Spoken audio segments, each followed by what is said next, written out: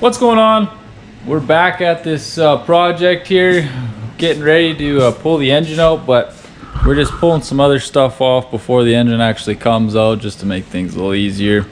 And first thing I started to do was take this the fan clutch off so you can get the shroud out, because you can't actually get the shroud out when the fan blade is on. You just, as you can see, these brackets sit behind the fan blade. There's 4 of them, so there's literally no way you can pull it out.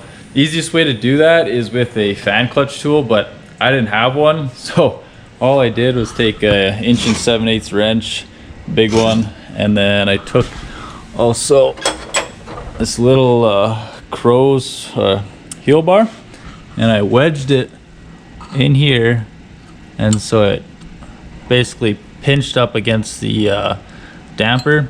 Obviously I don't care about this engine, so a little dent in the damper, don't care.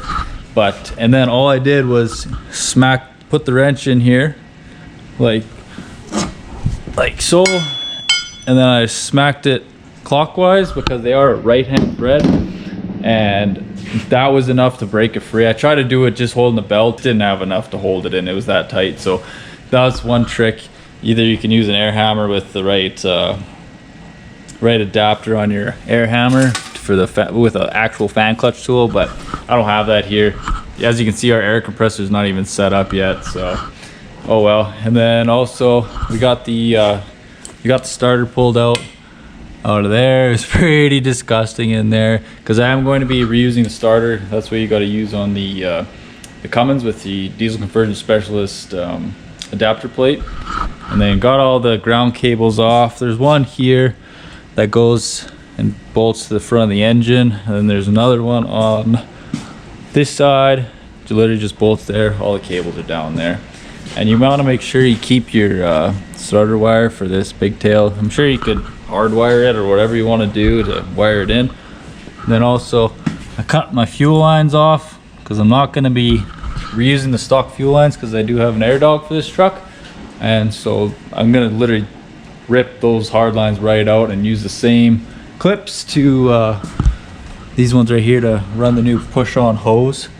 And so yeah, we're just gonna keep tearing into this thing, and all that's left is pull the torque converter bolts, engine mount bolts, and the one power steering line, this guy right here. That's the only other line that's attaching this engine to the frame or anything else. So I'll pull that off and then be ready to take this engine out.